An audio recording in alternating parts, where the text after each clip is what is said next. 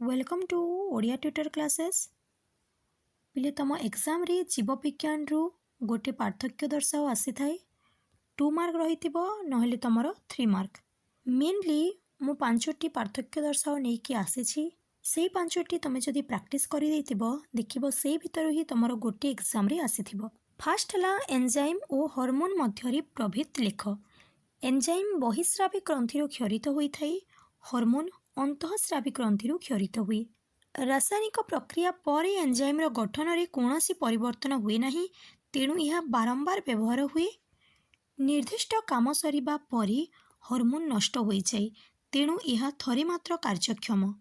Enzyme उदाहरण है लाल रे थिबा टायलिन। हार्मोन उदाहरण है थायरॉइड ग्रंथि क्षरित थायरक्सिन। मन रखि था अग्नाशय को आम मिश्रित ग्रंथि कही था, कारण से एंजाइम तासह हार्मोन मध्य क्षरित होता है। सेकेंड है अंतःस्रावी ग्रंथि बहिस्रावी ग्रंथि। एथिरु हार्मोन क्षरित हुए, एथिरु एंजाइम और अन्य पदार्थ क्षरित हुए। क्षरित हार्मोन सीधा सड़क रक्त रे मिसे, क्षरित पदार्थ निर्दिष्ट नाल दे ग्रंथि बाहर को आसी थाए। उदाहरण है पिट्यूटारी, थायरॉइड।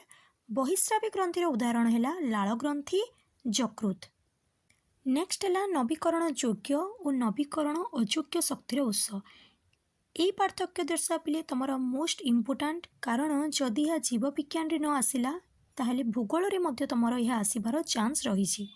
यही प्रकार शक्ति उत्सरू शक्ति व्यवहार कलापरि पुनर्बार सही उत्स सृष्टि करी हुए बा नवीकरण संभव अटे। यही शक्ति उत्सगुड़िकर नवीकरण संभवपर नुहे। यही प्रकार शक्तिर उत्सगुड़िक असरती। यही प्रकार शक्तिर उत्स परिमाण सीमित। प्राकृतिक उपाय से समस्त शक्ति उत्सरू बारंबार शक्ति मिली थाए। उदाहरण सौर शक्ति, जैव वस्तुत्व जात शक्ति, जल शक्ति, वायु शक्ति, नाभिकीय शक्ति, भूतापज शक्ति, समुद्र तरंग जात शक्ति। तुम जेकोसी 2टी उदाहरण लिखिपार। यही शक्ति गुड़ी को बारंबार व्यवहार करी हुए नहीं, अविरत व्यवहार करने द्वारा समय क्रमे शेष होइछे। उदाहरण कोयला, पेट्रोलियम, प्राकृतिक गैस। नेक्स्ट सौर चूल्हा, सौर सेल।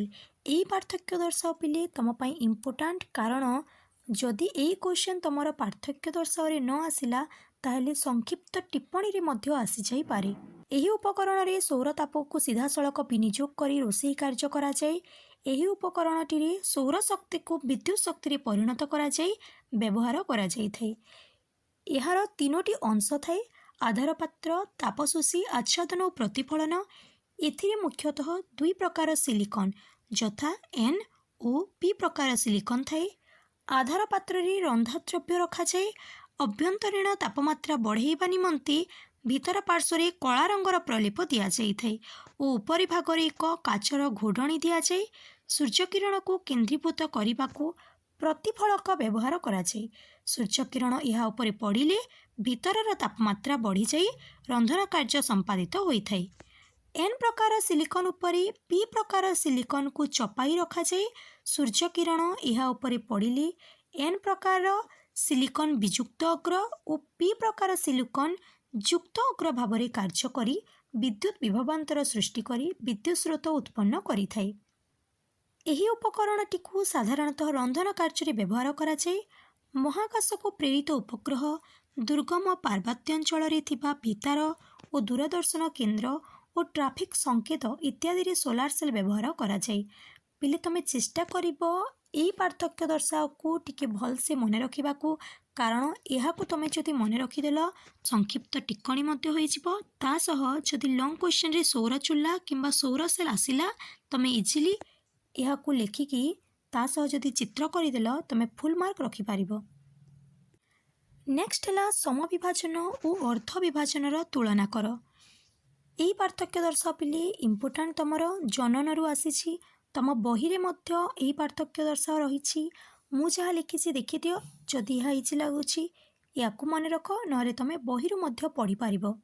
आ गोटे लास्ट मु पार्थक्य दर्शाओ देछि पिले शिरा और धमनीर। यह शरीरर विभिन्न अंशरू हृत्पिंड को रक्त बहन करिथाई। यह हृत्पिंडरू शरीर विभिन्न अंश को रक्त बहन करिथाई। यह अम्लजान विहीन रक्त बहन करे, यह अम्लजान युक्त रक्त बहन करे। ଏହାର ଭିତ୍ତି ପତଳା ଓ କମ୍ ପ୍ରସାରଣଶୀଳ, ଏହାର ଭିତ୍ତି ମୋଟା ଓ ଅଧିକ ପ୍ରସାରଣଶୀଳ। ଏଥିରେ ରକ୍ତ ନିମ୍ନ ଚାପରେ ଧୀର ଗତିରେ ପ୍ରବାହିତ ହୁଏ, ଏଥିରେ ରକ୍ତ ଉଚ୍ଚ ଚାପରେ ଦ୍ରୁତ ଗତିରେ ପ୍ରବାହିତ ହୁଏ। ଏଥିରେ କପାଟିକା ଥାଏ, ଏଥିରେ କପାଟିକା ନଥାଏ। ଏହାର ଅବସ୍ଥିତି ସହଜରେ ଜାଣିହୁଏ, ଏହା ଶରୀର ମଧ୍ୟରେ ଗଭୀରକୁ ଥାଏ। ପିଲେ ମନେ ରଖିଥାଅ, ତମେ ପାର୍ଥକ୍ୟ ଦର୍ଶାଅ ଯେମିତି ହେଲେ ବି ପଢ଼ିଥାଅ, କାରଣ ପାର୍ଥକ୍ୟ ଦର୍ଶାଅ ପଢ଼ିଥିଲେ ଆମେ ସବୁ କ୍ୱେଶ୍ଚନ୍ ଇଜିଲି କରିପାରିବା।